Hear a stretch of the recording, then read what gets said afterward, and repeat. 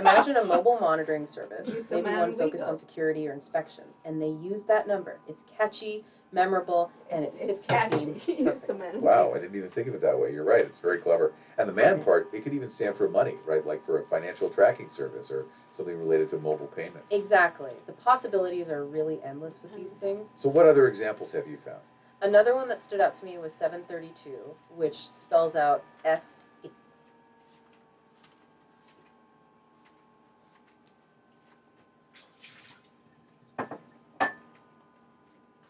When you try to go to the... Go where? The join, it stops working. You have to tell it something when you join. Come help me. I have a button here. Yeah. It's not working now. It's hung up. It's hung up because you're not in the regular. It works well join in the very beginning when it's sitting there. Has to load again. Here, it's trying to load. No, well, it has an issue. How many minutes did it do? 12 minutes. See, that's the problem.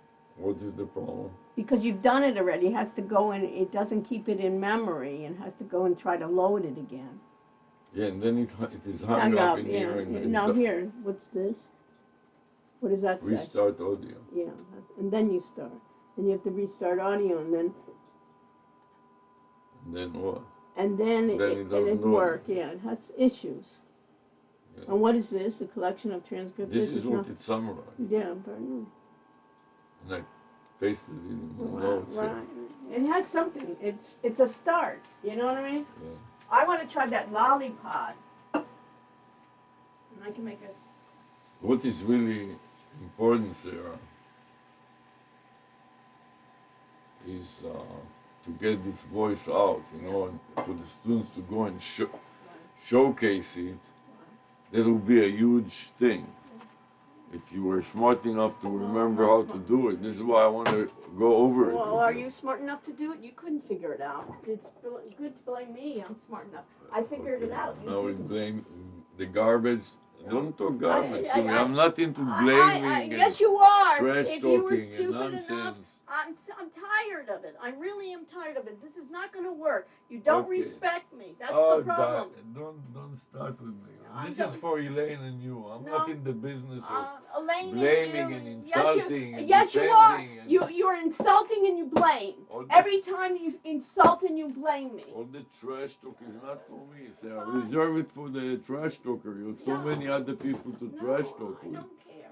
Don't worry about me. When you come to trash talk, just leave me out of it. Why didn't you clean up after yourself? What do you leave a mess here? Leave the here? trash talk for other people. If I left a mess here, you say, why did you leave a mess? I'm not into trash talk. And what is this? Throw your trash. You never throw the trash. I throw it every day. I'm going to the trash 5 times a day. Because I have to do it. You're always so nasty to me. I don't know why. Talking trash. Okay, goodbye. AC. It's AC, okay. And that instantly makes you think about security, now you keeping, join. maybe even the securities and exchange. Now say something. No, this it doesn't work. Always nice. Do you hear me? Now, you see this?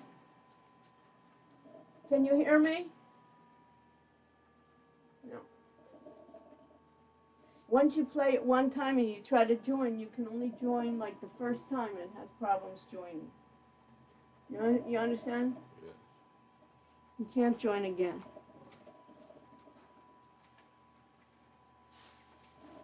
So just let me play it back one time, okay? And don't worry about it. Just don't say anything because I'm recording it, okay? Can you hear me?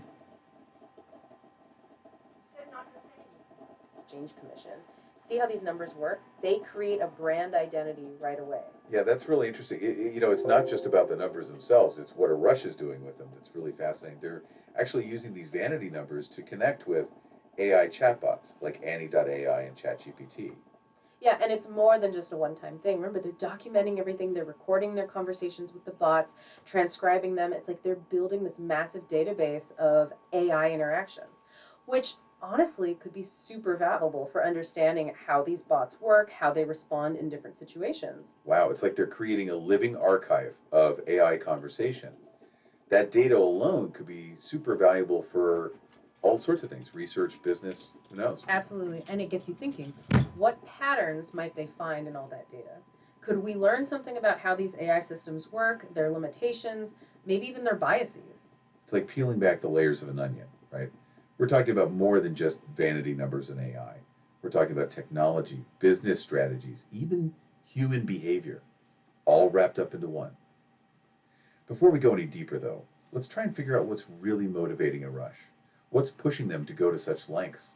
That is the $1 million question, isn't it? What's the driving force behind all of this? Is it all about business? Is it pure fascination with the technology? Or is there something more personal at play? Let's dig into what we've got and see if we can solve this puzzle. Looking at all this, what stands out to you the most about how ARush is going about this? Honestly, it's just how dedicated they are to keeping track of everything. It's not even just about the numbers or the AI. It's like they're recording every little detail, every interaction, every transcript, every file, perfectly labeled. It's almost like they're treating it as a science experiment, like a scientific approach to branding and AI. Yeah, I see that. That level of detail, it really does suggest they want to understand it all inside and out. And maybe even figure out how to do it themselves and teach others. You don't see that kind of openness very often, especially when we're talking about online businesses. It's true. It's like they're letting us peek right into their brain, see how it all works. And speaking of how it all works, what do you think about them trying to automate the whole thing with make.com? Especially that part where they're making automatic calls to ChatGPT just to keep the Google Voice numbers from expiring. I think it's a really good example of how powerful automation can be, especially when you're dealing with tons of digital stuff like all these vanity numbers. I mean, think about it. If they can automate it for one number, why not hundreds? That could be a game changer for businesses that rely on phone calls. That's true, but wouldn't that also maybe cause some problems? Like ethically, I mean, if everybody starts doing that, making these fake calls to chatbots just to keep their numbers, wouldn't that just clause up the system? It seems kind of spammy. That's a really good point. It definitely raises questions about how we use automation and whether we're doing it responsibly. Like, what are the unintended consequences of all this?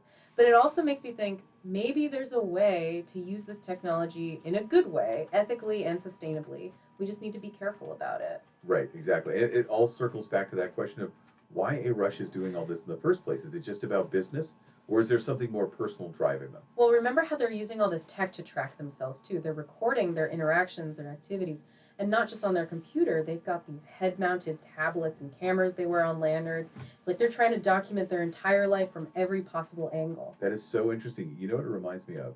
That quantified self movement, where people use all sorts of gadgets to track everything about themselves, their sleep, how much they exercise, all that stuff. Maybe ARush is taking that same idea and applying it to their business. It's definitely possible. Maybe they see all this documentation as a way to track their progress. Like, are they getting better? What can they improve? And how can they use that to grow both personally and in their business? That totally adds a whole other layer to this whole thing. It's not just about making money or playing with cool technology. It's about using all of it to understand themselves better.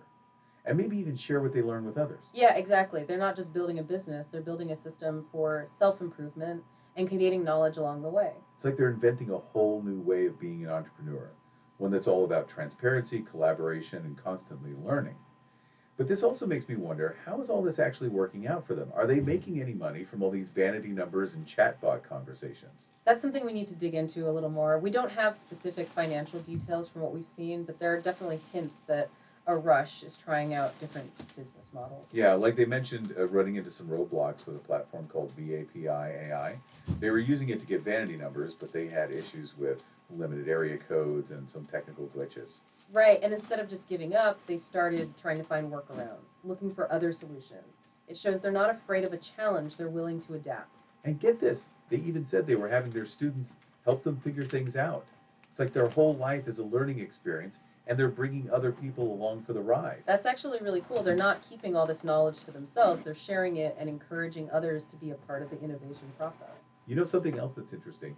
They mentioned being really interested in that Microsoft Recall software, the one that records and replays your screen activity. Oh, yes, I remember that. They were fascinated by how it could be used for self-analysis, especially if it could work on mobile devices, too. Imagine being able to record and then replay every single thing you do on your phone or tablet. It'd be like having a perfect memory, a digital record of every choice you make, every conversation you have. And that brings up some big questions, doesn't it? What does that mean for privacy? How do we manage all that personal data? It's a bit overwhelming to think about, but also kind of exciting. What ARush is doing is really forcing us to face the future head on, to really think about how all these rapidly changing technologies are going to impact us ethically and as a society. And that's what makes this whole thing so interesting to explore. We're not just talking about vanity numbers and chatbots anymore. We're talking about how we want to live and work and learn in a world that's becoming more and more influenced by technology.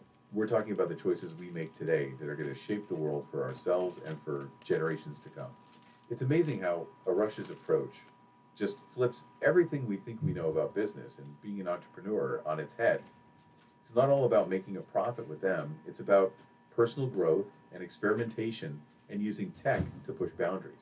You hit your nail on the head. It's like we're getting a sneak peek into a future where work life learning it all blends together. They're always tweaking things, adapting, trying new stuff, and then sharing what they find. It's a whole different world from that old school business mentality of keeping everything secret and just focusing on competition. Yeah, it's like they're writing a whole new rule book for how to be an entrepreneur, one where transparency and collaboration and always learning are the key ingredients. Exactly. And this could totally change how we think about education, too. Imagine if students weren't just sitting there taking notes, but were actually involved in real experiments using tech to solve problems, coming up with new solutions. Now, that would be awesome. It's not just about teaching them technical skills, it's about helping them develop that mindset of being curious, wanting to try new things, and not being afraid to fail. And that's where ARush's dedication to documenting everything becomes so important. By sharing both their wins and their losses, they're giving us all these valuable insights that we can learn from and use to build something even better. It's like they're creating a roadmap for the future of entrepreneurship, a guide for anyone who wants to use technology to forge their own path. And we can't forget about the impact this could have on personal growth. Imagine having access to that kind of detailed self-tracking and analysis that ARush is doing. It could totally revolutionize how we approach self-improvement, giving us insights into our own behaviors and patterns that we never had before. I don't know, it's exciting and a little scary at the same time, right? On one hand, having that level of self-awareness would be amazing, but then there's that other side of it. What about privacy? Who owns all that data? And what if it's used for the wrong reasons? Those are huge questions and ones that we as a society need to face head on. As technology keeps advancing, we need to figure out some clear ethical guidelines and make sure there are safeguards in place so that it's used responsibly and benefits everyone. Absolutely right. We can't just blindly embrace new tech without thinking about the potential consequences. But I think ARush's approach gives us a really good model for how to navigate this whole thing. I agree. Their commitment to transparency, experimentation, and always learning gives us a framework for how to be innovative in an ethical and responsible way. So as we wrap up this deep dive, I think it's clear that what ARush is doing gives us a pretty amazing look into the future of AI business and personal growth. Their story is proof of what human ingenuity can accomplish, the limitless potential of technology, and why it's so important to approach innovation with curiosity, but also caution. It's a story that reminds us that we all have a hand in shaping the future, that we can use technology to make positive changes, and that we should never stop learning and growing. And as we continue to explore this ever-changing world of technology, let's keep ARush's example in mind. Let's try to find that balance between innovation and responsibility, and always try to understand the deeper meaning behind what we're doing. This deep dive has been an incredible journey, and I hope it sparks some new ideas for you about what the future holds. Remember, the future isn't something that just happens to us, it's something we create together. Thanks for joining us on this deep dive, and until next time, keep exploring.